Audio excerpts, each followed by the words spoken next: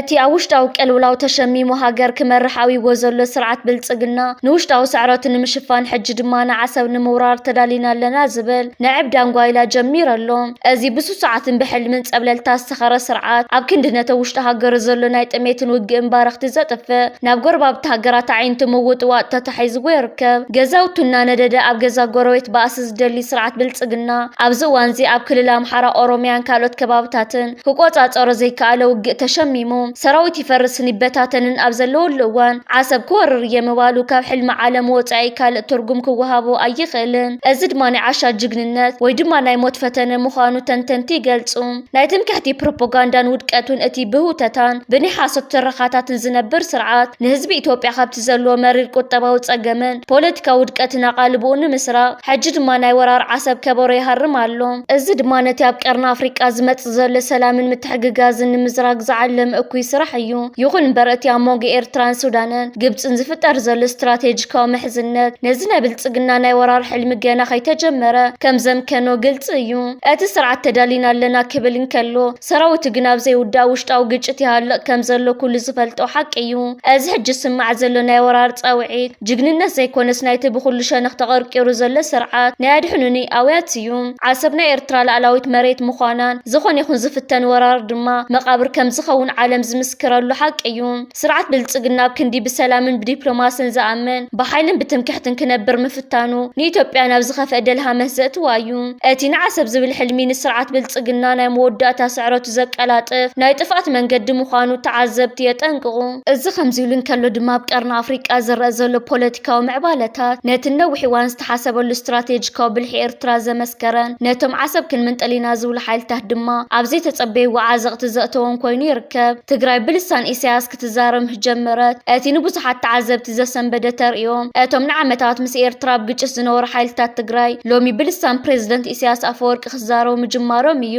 እዚ ድማ እቲ ኣብቲ ዞባ ዝመጽእ ሓድሽ ናይ ሓይሊ ሚዛን ንትግራይ ናብ መስመር ኣስመራ ከም ትመጽእ ጥራሕ ዘይኮነስ ረብሓታት ኤርትራ ኣብቲ ዞባ ውሕስ ምዃኑ ዘረጋግጽ እዩ ዓሰብ ክምንጥለኩም እየ ዝብል ናይ ትምክሕቲ ጻውዒት ዘስምዕ ዘሎ ስርዓት ብልጽግና ገና እታ ወራር ዝብል ቃል ካብ ኣፉ ከይወፀት ትግራይ ካብ ትሕቲ ቁፅፅር ወፂኣ ብኣንፈት ኣስመራ ክትጥምት ጀሚራ ኣላ ዓሰብ ክምንጥል ሓሲቦምስ ትግራይ ተመንጢላቶም ሓዲራ ዝብል ሓሳብ ድማ ነቲ ዘሎ ሓቂ ብንጹር ዝገልጾ እዩ ፖለቲካዊ ስትራቴጂ ኤርትራ ሕጂ እውን ስርሑ ሰሪሕ ኣሎ እዚ ብልሕዚ ኩናት ኣብ መሬትካ ዘይኮነስ እታ ጸላኣ ዝደልያ ኩናት ናብ መሬቱ ከም ዝስሕብ ብምግባር ንጸላኣ ውሽጢ ገዝኡ ክኸሽፍን ክዳኸምን ምግባር እዩ እዚ ድማ ጥበብን ጽንዓትን ኤርትራውያን ዳግማይ ዘመስከረ ፍጻመ እዩ ምስ ኤርትራውያን ኣይትላኸፍ ኤርትራውያን ካብ ቀደም ምስ ኤርትራ ይትላኸፍ ክብሉ ንመላእ ዞባ ቀርና ኣፍሪካ ዘጠንቅቕዎ ዝነበሩ ሓሳብ ሎሚ ብግብሪ ይረአ ኣሎ እቲ ዝነበረ ናይ ጥፍኣት ውዲታት ፈሺሉ እቶም ክወሩ ዝሓሰቡ ሎሚ ንርእሶም ዓብዪ ስክፍታን ፍርሕን ወዲቖም ይርከቡ ከምቲ ዕድመ ዝሃወስ ብዙሕ ይርኢ ዝበሃል ሎሚ ኣብ ቀርና ኣፍሪቃ ዝረአ ዘሎ ምዕባለታት ታሪክ ንኤርትራውያን ይድግፍ ከም ዘሎ ዘርኢ እዩ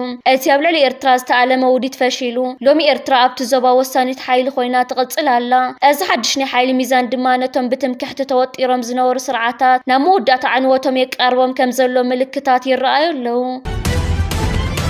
ኤርትራን ሱዳንን ስትራቴጂካዊ ምሕዝነተን ንምድልዳል ዓበይቲ ስምምዓት ክኽትማ እየን ኤርትራን ሱዳንን ነቲ ነዊሕ እዋን ጸንሐ ታሪካዊ ርክባትን ናብ ሓድሽ ምዕራፍ ንምስጋር ኣብ ዝመጽእ ወርሒ መስከረም ሰፊሕን ስትራቴጂካውን ዝኾነ ናይ ምትሕግጋዝ ስምምዓት ክኽትማ ምዃነን ተፈሊጡ እዚ ኣብ መንጎ ክልቲአን ጎረባብቲ ሃገራት ዝግበር ስምምዕ ኣብ ጸጥታ ፖለቲካ ንግድን ኢንቨስትመንትን ዝተመስረተ ኮይኑ ኣብቲ ዞባ ሓድሽ ናይ ምርግጋእን ዕቤትን ባይታ ክፈጥር ትጽቢት ይግበረሉ ክልቲአን ሃገራት ኣብ ቂሕ ባሕሪ ዘለወን ስትራቴጂካዊ ቀማምጣ መሰረት ብምግባር ንጸጥታ ባሕር ንምሕላውን ኣብቲ ዞባን ዝረአ ብድሆታት ንምምካት ሓበራዊ ስራሕ ክሰርሓ እየን እዚ ስምምዕ እዚ ብፍላይ ንደባዊ ድሕነትን ንምቁፅጻር ዘይሕጋዊ ንጥፈታትን ዝዓለመ ጽኑዕ ናይ ጸጥታ ምትሕግጋዝ ዘጠቓልል እዩ ኣብ ኣህጉራውን ዞባውን መድረኻት ሓበራዊ ድምፂ ንምስማዕን ንረብሓታት ክልቲአን ሃገራት ንምክልኻልን ዝዓለመ ዲፕሎማስያዊ ስምምዓት ክኽትማ እየን እዚ ድማ ኣብ ቀርና ኣፍሪቃ ዘሎ ፖለቲካዊ ምርግጋእ ንምዕቃብ ዝዓለመ እዩ ኣብ መንጎ ኤርትራን ሱዳንን ዝግበር ናይ ንግዲ ልውውጥ ንምስላት ደባው ንግዲ ዳግማይ ክኽፈትን ኣብ ዝተፈላለዩ ዓውድታት ኢንቨስትመንት ክካየድን እቲ ስምምዕ ክሕግዝ እዩ።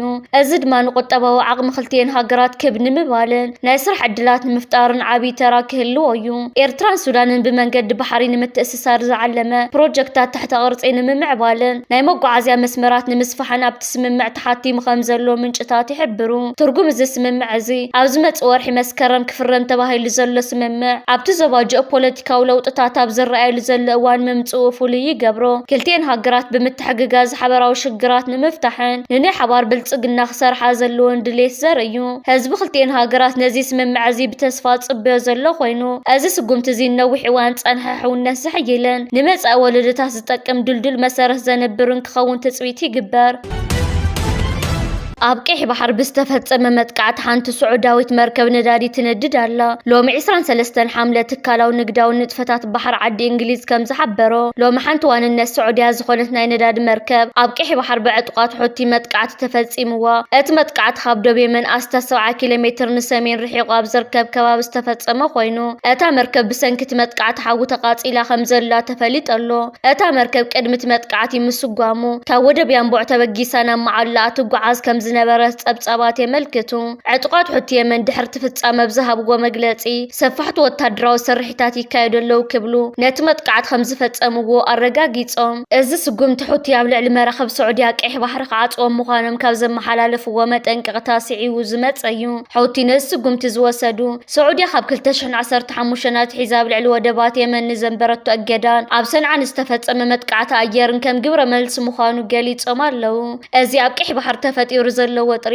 ብኡንብኡ ኣብ ዓለም ለኻዊ ዕዳጋ ነዳዲ ጽልዋ ሓዲሩ ኣሎ። ዋጋ ዘይተጻረየ ነዳዲ ብኸቢድ ወሲኹ ሓደ በርሚል ልዕሊ $94 በፂሕ ኣሎ። እዚ ድማ ውሽጢ ዝሓለፈ 6 ሰሙናት ዝተመዝገበ ዝለዓለ ናይ ዋጋ ወስኽ ኮይኑ ተመዝጊቡ ኣሎ። ነዚ ኩነታት ስዒቡ ኣብቲ ከባቢ ዝካየድ ዘሎ ንግዳዊ ምንቅስቓስ ባሕሪ ኣብ ትሕቲ ልዑል ስግኣት ወዲቑ ይርከብ። ፕሬዝደንት ኣሜሪካ ዶናልድ ትራምፕ ንኢራን ተሪር መጠንቀቕታ ኣመሓላሊፉ። ፕሬዝደንት ዶናልድ ትራምፕ ኢራን ኣብ መጻኢ ሆርሙዝ ኣብ ልዕሊ ዝንቀሳቐሳ መራኸቢ መጥቃዕትን ተፈጺማ ኣሜሪካ ውሽጢ ኢራን ዝርከቡ መሰረተ ልምዓታት ብምዕናው ተሪር ግብረ መልሲ ክትህብ ምዃና ኣጠንቂቑ። ትራምፕ ኣብ ናቱ ማሕበራዊ ገጽ ትሩዝ ሶሻል ኣብ ዘመሓላልፎ ወግዓዊ መጠንቀቕታ ኢራን ብሚሳኤል፣ ሮኬት፣ ድሮን ወይ ብዝኾነ ዓይነት መሳርሒ ኣብቲ ስትራቴጂካዊ ኣገዳስነት ዘለዎ መጻኢ ሆርሙዝን ዝርከባ መራኸቢ ኣብ ተሃርመሉ ነፍሲ ወከፍ እዋን ኣሜሪካ ሓደ ድልድል ወይ መመንጨዊ ሓይሊ ኤሌክትሪክ ኢራን ክትሃርም ምዃና ቃልኣት የሎም። እዚ ናይ ምጥቃዕ መጠንቀቕታ ኣብ ርሑቕ ከባብታት ጥራሕ ዘይኮነስ ኣብ ጥቓ ወይ ኣብ ውሽጢ ርእሰ ከተማ ቴህራን ዝርከቡ ኣገደስቲ መሰረተ ልምዓታት እውን ከም ዘጠቓልል ፕሬዝደንት ትራምፕ ኣፍሊጡ። እዚ ስጉምቲ እዚ ንዝኾነ ይኹን ኣብ ልዕሊ ኣህጉራዊ መስመር ንግዲ ባሕሪ ዝፍጸም ሃልኪ ንምዕጋስ ዝዓለመ ምዃኑ ተገሊጹ። እዚ ተሪር መጠንቀቕታ ዶናልድ ትራምፕ ኣብ መንጎ ሕቡራት መንግስታት ኣሜሪካን ኢራንን ዘለዎ ጥርና ገደደ ኣብ ዝኸደሉ ዘሎ እዋን ዝመጸ ኮይኑ ንጸጥታን ድሕንነትን ዓለማዊ መስመር ንግዲ ባሕሪ ብቐጥታ ጸሉ ምዃኑ ተዓዘብቲ ይገልጹ። እዚ ከምዚ ኢሉ እንከሎ ፕሬዝደንት ዶናልድ ትራምፕ ምስ ስዑድ ዓረብ ዝግበር ናይ 30 ዓመት ናይ ኒኩለር ስምምዕ ኣጽዲቖም። ፕሬዝደንት ሕቡራት መንግስታት ኣሜሪካ ዶናልድ ትራምፕ ምስ ስዑድ ዓረብ ን30 ዓመታት ጸንሕ ናይ ሲቪል ኒኩለር ምትሕብባር ስምምዕ ከም ዘጽደቑ ተፈሊጡ። እዚ ታሪካዊ ተባሂሉ ዘሎ ስምምዕ ስዑድ ዓረብ ኣብ ገዛ መሬታ ዩራኒየም ናይ ምፍራይን ምህብታምን መሰል ክህልዋ ዝፈቅድ ክኸውን ከም ዝኽእል ተገሊጹ ኣሎ። እዚ ነጥብ እዚ ዓለማዊ ፖለቲካ ኣዝዩ ተኣፋፊ ኮይኑ ክጸንሕ እንከሎ እቲ ስምምዕ ነቲ ስዑድ ዓረብ ናይ ገዛ ርእሳ ጸዓት ንምፍራይ ዘለዋ ትልሚ ዝሓገዘ ምዃኑ ይንገረሉ። ብመሰረት እቲ ስምምዕ ክልቲአን ሃገራት ን2 ዓመት ጸንሕ ናይ ዩራኒየም ምፍራይ ቁጠባዊ ረብሓ መጽናዕቲ ብሓባር ከካይዳ እየን። እቲ መጽናዕቲ ስዑድ ዓረብ ካብ ምፍራይ ዩራኒየም ክትረኽቦ ትኽእል ፋይናንሳዊ ረብሓን ስትራቴጂካዊ ኣገዳስነትን ብዝርዝር ዘርኢ ክኸውን እዩ። እዚ ስምምዕ እዚ ኣብ መንጎ ዋሽንግተንን ሪያድን ዘሎ ስትራቴጂካዊ ዝምድና ዘድልድል ኮይኑ ንስዑድ ዓረብ ኣብ ማእከላይ ምብራቕ ዘለዋ ጽልዋ ጸዓት ክብ ዘብል ምዃኑ ተዓዘብቲ ይገልጹ። ይኹን እምበር እዚ ውሳነ እዚ ኣብቲ ዞባ ዘሎ ናይ ኒኩለር ውድድር ከየጋድዶ ዝሰግኡ ወገናት እውን ኣይተሰኣኑን። ሱዳን ኢትዮጵያ ብምቁራጽ ሓይሊ ኤሌክትሪክ ተኸስስ። ሚኒስትር ኢነርጂ ነዳድን ሱዳን ኣብ መላእቲ ሃገርን ዘጋጠመ ሰፊሕ ምቁራጽ ሓይሊ ኤሌክትሪክ ሓደ ካብቶም ቀንዲ ምኽንያታት ካብ ኢትዮጵያ ዝመጽእ ዝነበረ ቀረብ ብምቁራጽ ምዃኑ ብምግላጽ ንኢትዮጵያ ወቒሱ። እቲ ሚኒስትር ብዕለት 21 ሓምለ ኣብ ዘውፅኦ ወግዓዊ ጸብጻብ ኣብቲ ሃገር ዝተኸሰተ ናይ ጸልማት ኩነታት ብዝተፈላለዩ ምኽንያታት ከም ዝተፈጠረ እኳ ተገለጸ። እቲ ካብ ኢትዮጵያ ብዝተዘርግሐ መስመር ኣቢሉ ዝመጽእ ዝነበረ ኤሌክትሪክ ብሃንደበት ምቁራጹ ግን ነቲ ጸገም ዝያዳ ከም ዘጋደዶ ኣፍሊጠሎም እዚ ኣብ መንጎ ክልቲአን ሃገራት ዘሎ ናይ ጸዓት ምትእስሳር ሱዳን ካብ ኢትዮጵያ ሓይሊ ኤሌክትሪክ ክትገዝእ ብዝተገበረ ስምምዕ መሰረት ዝካየድ ዘሎ እዩ። ይኹን እምበር እዚ ሕጂ ተኸሲቱ ዘሎ ምቁራጽ ጸዓት ሓንቲ ሃገር ንመሰረታዊ ድሌታት ኣብ ካልእ ሃገር ክትምርኮስ እንከላ ንዘለዎ ሓደጋ ዘርኢ ምዃኑ ብዙሓት ይገልጹ። ተዓዘብቲ ከም ዝሕብርዎም ንገዛ ሃገር ካብ ትሕቲ ስርዓት ኣሸማትን ተጠቃምን ጥራይ ምግባር ሃገራዊ ድሕነትን መሰረታዊ ኣገልግሎታትን ኣብ ትሕቲ ጽልዋ ወጻኢ ሃገራት ከም ዝወድቕ ብምግባርና ሃገርና ሓደጋ ዘቃልዕ እዩ። እዚ ኣብ ሱዳን ዘጋጠመ ኩነታት ድማ ነዚ ስጋኣት እዚ ዘጉልሕ ፍጻመ ኮይኑ ኣሎ። ዛጊድ ካብ ወገን መንግስቲ ኢትዮጵያ ብዛዕባ ምኽንያት ምቁራጽ ጸዓት ዝተዋህበ ወግዓዊ መልሲ የለን። ሌተናል ጀነራል ታደሰ ወረደ ካብ መንበር ገዙ ጠፊኡ ተባሂሉ ነበር ፕሬዝደንት ግዚያዊ ምምሕዳር ትግራይ ሌተናል ጀነራል ታደሰ ወረደ ካብቲ ኣብ ከተማ መቐለ ዝርከብ ወግዓዊ መንበር ገዙ ካብ ዝሓለፈ ሰሉስ ጀሚሩ ከም ዝጠፍአ ምንጭታት ካብቲ ቦታ ሓቢሮም። እቲ ዜና ከም ዘመልክቶ ጀነራል ታደሰ ወረደ ካብ ዝሓለፈ ሰሉስ 14 ሓምለ ኣብ ዓዲ ሓውሳ ኣብ ዝርከብ መንበር ገዙ ብጽኑዕ ሓለዋን ዓጀባን ይነብር ነይሩ። ይኹን እምበር ካብ ሰሉስ ምሸት ጀሚሩ እቲ ዝነበረ ጽኑዕ ናይ ጸጥታ ሓለዋ ዓጀብቲ ወታደራትን ክልተ ናይ ፓትሮል መካይንን ብሃንደበት ካብቲ ከባቢ ከም ዝጠፍኣ ተገሊጹ። ኣብቲ ከባቢ ዝርከቡ ናይ ዓይኒ መስኻኽር ከም ዝገለጽዎ እቲ ጀነራል ብስሩዕ ንግሆ ወፂኡ ድሕሪ ፍርቂ ለይቲ ብዓጀባ ይምለስ ከም ዝነበረን ሓሓሊፉ ድማ ኣፍ ደገ መንበር ገዝኡ ሽጋራ ከትክኽ ይርአ ከም ዝነበረን ይዝክሩ። ካብ ሰሉስ ምሸት ጀሚሩ ግን እቲ ጀነራል ይኹን እቶም ሓለውቱ ዝነበሩ ዕጡቓት ወታደራት ኣብቲ ከባቢ ይተረኣዩን። እዚ ድማ ብዛዕባ ሃለዋቱን ድሕንነቱን ዓብዪ ስክፍታ ፈጢሮሎ። ምስ ዑደት ኣምባሳደር ኣሜሪካ ዝተተሓዘ እዚ ናይ ምስዋር ዜና ብዕለት 15 ሓምለ ኣምባሳደር ኣሜሪካ ኤርዊን ማሲንጋ ኣብ መቐለ ዑደት ኣብ ዝገብረሉ እዋን ምስ ጀነራል ታደሰ ክራኸብ ተታሒዝ ዝነበረ መደብ ድሕሪ ምፍሻል እዩ። እቲ ርክብ ንኸይካየድ ዝገበረ ቤት ጽሕፈት ሰላምን ጸጥታን ትግራይ ብጀነራል ፍስሓ ኺዳኑ ማንጁስ ዝምራሕ ንሓለዋ ቪአይፒ ብዝብል ምስምስ ነቲ ርክብ ከም ዝዓገቶ ተፈሊጡ። ስክፍታ ስድራ ቤትን ህዝብን ጀነራል ታደሰ ወረደ ብዛዕባ ድሕንነት ህይወቱ ዓሚቕ ስክፍቶኦም ይገልጹ ኣለዉ። እዚ ተፈጢሩ ዘሎ ኩነታት ኣብ ውሽጢ መሪሕነት ትግራይ ዘሎ ምስሓብን ዘይርግእ ፖለቲካዊ ሃዋህውን ናብ ሓደገኛ ደረጃ ከም ዝደየበ ዘርኢ ምዃኑ ፖለቲካውያን ተንተንቲ ይገልጹ። ክስካብ ሕጂ ካብ ወገን ግዚያዊ ምምሕዳር ትግራይ ይኹን ካብ ሓይልታት ጸጥታ ብዛዕባ ሃለዋት ጀነራል ታደሰ ዝተዋህበ ወግዓዊ መግለጺ የለን።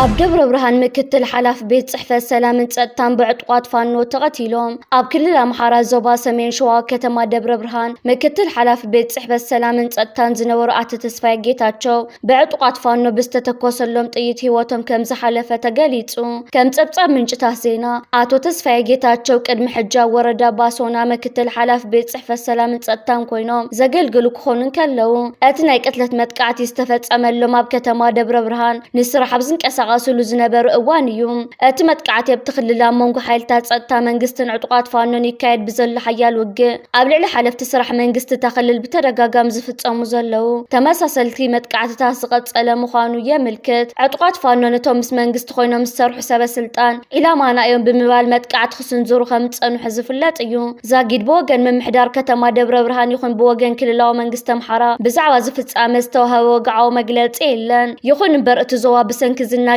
ዝኸይ ዘሎ ግጭት ኣብ ትሕቲ ከቢድ ስጋት ጸጥታ ከም ዘሎ ይፍለጥ። ኣብ ዝሓለፈ ወርሒ ኣብ ክልል ኣምሓራ ብተመሳሳሊ መንገዲ ዝተቐተሉ ላዕለዎት ሓለፍቲ ስራሕ መንግስቲ ቁጽሮም እናወሰኸ ክመጽእ ጸኒሑ እዩ። እዚ ሓድሽ ፍጻመ ድማ ነቲ ኣብቲ ክልል ዘሎ ተኣፋፊ ኩነታት ጸጥታ ዝያዳ ዘጋድድ ምዃኑ ተዓዘብቲ ይገልጹ።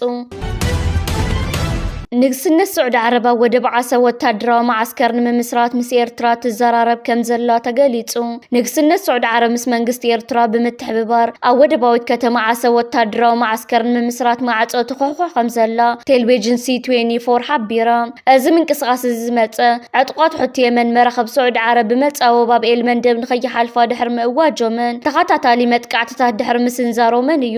ስዑድ ዓረብ ነቲ ካብ ሓይልታት ሕቲ ክመጻእ ዝኽእል ስጋኣት ንምምካት ሓይሊ ባሕሪ ኣብ ዓሰብ ክዕስከርን ነቲ ስትራቴጂካዊ ዞባ ባሕሪ ክቆጻጸርን ትደሊ ከም ዘላ እቲ ጸብጻብ የመልክት። ብመሰረት ጸብጻብ ቴሌቪዥን C24 ስዑድ ዓረብ ምስ መንግስቲ ኤርትራ ብሓባር ንምስራሕ ዘለዋ ድሌት ዘርኣየትሉ ቀንዲ ምኽንያት ድሕነት መራኸባ ንምውሓስን ኣብ ቀይሕ ባሕሪ ዘለዋ ጽልዋ ንምዕቃብን እዩ። እዚ ጉዳይ እዚ ኣብቲ ዞባ ዘሎ ጂኦፖለቲካዊ ውጥረት ኣብ ዝለዓለ ደረጃ በፂሒሉ ኣብ ዘሎ እዋን ዝመጸ ኮይኑ ኤርትራውያን ተዓዘብቲ ግን እዚ ስምምዕ እዚ ኣብ ላዕላውነትን ጸጥታን ኤርትራ ከምኡውን ኣብቲ ዞባዊ ርግኣት ከምጽኦ ዝኽእል ሳዕቤን ብዝተፍላ ብዝተፈላለየ መንገዲ ይርእይዎ ኣለዉ ሓደ ወገናት ኣብቲ ዞባ ድሮ ቀልውላው ኣብ ዘለወሉ እዋን ተወሳኺ ወታደራዊ ሓይሊ ምእታው ነቲ ኩነታት ከየጋድዶ ዝብል ስጋኣት ክገልጹ እንከለዉ ካልኦት ድማ ከም ቁጠባውን ስትራቴጂካውን ዕድል ይርእይዎ ዛጊድ ካብ ወገን መንግስቲ ኤርትራ ይኹን ካብ ሰዑድ ዓረብ ብዛዕባ ዘወደብ ዓሰብ ክምስረት ተባሂሉ ዘሎ ማዓስከር ዝተወሃቦ ወግዓዊ መግለጺ የለን 280 ወታደራት ዳዕመል ሰሪዕ ምስ ድራዓት መካይኖም ንሰራዊት ሱዳን ኢዶም ሂቦም ኣብ ሱዳን ዝካየድ ዘሎ ኩናት ሓድሽ መድረኽ ኣብ ዝበጽሓሉ ዘሎ እዋን ሎም ሓደ ዓብይ ወታደራዊ ምዕባለ ተመዝጊበሎ ካብ ዕጡቋት ሓይልታት ዳዕመል ሰሪዕ ዝተፈለዩ ልዕሊ 280 ወታደራት ምስ 30 ድራዓት መካይን ኩናት ብምዃን ንሰራዊት ሱዳን ኢዶም ከም ዝሃቡ ተገሊጹ እዞም ወታደራት እዚኦም ካብ ዞባ ዳርፉር ተበጊሶም ኣብ ከተማ ኦምድርማን ንዝርከብ ናይ ሱዳን ሓይልታት ጸጥታ ብሰላም ተረኪቦም ኣለዉ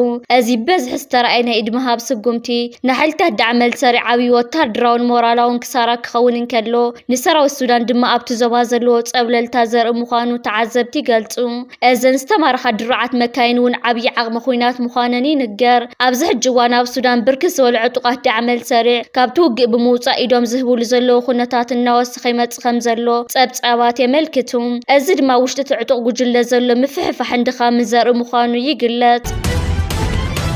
እዚ ከምዚሉን ከሎ ልዕሊ 300 ዕጡቃት ዓፋር ምስ ሓደ ምክትል ሓላፊ ጸጥታ ብምዃን ናብ ኤርትራ ሰጊሮም በመሰረት ካብቲ ከባቢ ዝወጽእ ሓበሬታ ካብ ክልል ዓፋር ዝተበገሱ ልዕሊ 300 ዕጡቃት ዶብ ሰጊሮም ናብ ኤርትራ ኣትዮም ኣለዉ እዞም ዕጡቃት ምስ ሓደ ምክትል ሓላፊ ጸጥታ ዞባ 2 ብምዃን እዮም ናብ ኤርትራ ሰገሩ እዞም ሓይልታት እዚኦም ናብ ተብ ኤርትራ ምንቅስቓሱ ዘካይድ ዘሎ ውድብ እጉጉም ከም ዝተጸምበሩ ተፈሊጠሉ ብዝተወሰኽ ሓይሊ መሰረት ብጠቕላላ ብኤርትራ ዝተኣከቡ ዕጡቃት ዓፋር ቁጽሮም جل على 4000 خمس بتصح اتزوص حبريتا يملكت ازم انقصاص زي ابت زوبا حدش وتردراون بوليتيكاون معبالتات كفتر كم زخلي قمت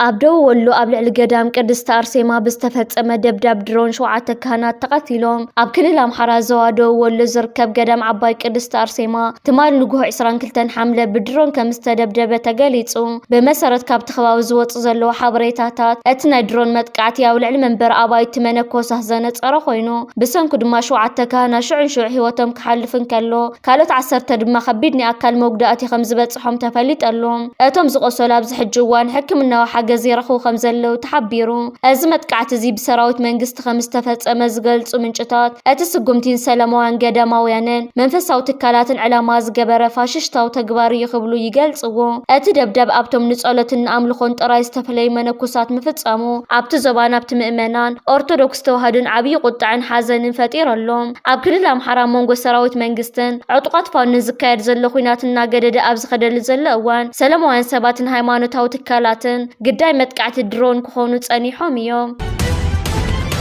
أتين عمتات بتمكحتن مفكارن تواحيتو تصنح سرعة بلصقنا بسنكت ياب زبا قرن أفريقيا زمت زل حدش بوليتيكا ومعبالتاتن نحي الميزان لوت إنه عميق جنكتن سنبادن تشمي مخمزل يقلت قالو أتي مقابريا بروباغاندا تسرعة سخون مع كنازينا ABC فانان أبزغنيات الزغرب وزلو مدبات نيتي أوشت تسرعة زل عميق سنبادة زنت أبارقن نادحن نيطر عن زمسل دراما وتحستو زلو مخانوم تعذبتي قلتو أتي نخلت 3 عمتات نخل لخن حمششينا بالزبل عندران تمكحتن كفكر تصنح سرعة بلصقنا حجي اتا بترنا افدق جزو ممصاس لزي ترفو كابت زنورني حاسو جግንነት ወፂና ናይ ተማላቢ ቃና ተሰጋጊር ይርከብ እዚ ለውጥ እዚ ድማ እቲ ስርዓት ኣብ ትሕቲ ዓብይ ፀቕጢ ከም ዘሎ ዘርኢ ምልክት እዩ እቲ ሓድሽኒ ሓይሊ ሚዛንነት ናይ ብልጽግና ናይ ፕሮፓጋንዳ ተዋስኦ ዘቃልዕን ዘፍሸለን ቀንዲ ረቋሒ እቲ ኣብ ዘባና ዝፍጠር ዘሎ ሓድሽ ስትራቴጂያዊ ምሕዝነት እዩ ብፍላይ ኣብ መንጎ ኤርትራን ሱዳንን እቲ ንሓየለ ዝመጽእ ዘሎ ናይ ጸጥታን ፖለቲካን ምትሕግ جاز جبسي أبتو زوازلوا استراتيجيكاو تران صلوان أب تقرأ تزيت عاطوناي بوليتيكاوي حسابن زي ترقاق خونتاتن زت أخاخي وزمت حدشني حيل ميزان نسرعت بلصقنا خابت زنورناي زباو تقبللتا وين احنا نفولت أزبلا كايداوطيو نامكل خالن سنبادنا وديقو يركب أتي سرعت نوشت أو دخامون مكففالن مشفان ببروباغاندا خطقم كوانتا تصعره أتحجزر أزلناي زينا دراماتات قلنا تحقق حبواي كالن أتي أوشت العلوة سبا سلطان بلصقنا السفن عميق فرحن سنبادن باتي زرقح زلو تدراراو ملእኽታት ኣቢሉና ህዝቢ ፈሲሰሎ ብሓፈሻ ተብቀርና ኣፍሪቃ ዝኽሰስ ዘሎ ሓድሽ ጂኦፖለቲካዊ ምንቅስቓስ ንስርዓት ብልጽግና ታሪኩ ካብ ዘጋጠምዎ ዓበይቲ ብድሆታት ሓደ ኮይነሎ እዚ ድማ ነቲ ስርዓት ነዊሕ እዋን ክጥቀመሉ ዝጸንሐ ናይ ፕሮፓጋንዳ መርማሪ ዘፍረሰን ንመጻእ ዕድሉ ኣብ ዓብይ ሕቶ ምልክት ዘእተወን ተርእዮ እዩ عبزي ملكوتو أتيو نهداماتو بحري كورر لومي وحاتناكم مصاناكم ناله مس إرترا زلو متحررات نريو لنا ناي وكلنا خنات أو سودان أتيو صرح زلو صراحة نريو لنا حزب محرا أو قدنا خويني تشفشف الله زيهم كلهم ناي مهلاون زي مهلاون ناي دحننا تحطوا لهم مزوم ناي دحننا تحطوا لهم حالتات نحناون الصلاة زي كي تفن كي تقبلن كنا بر كم زي نخل ناي دحننا تحطوا لنا سلازي مزوم حالتات زيهم بحوار خوين خامس راح قدين يمن كم مدوين كم هزون دم حبرنا نسرح لنا زي مالت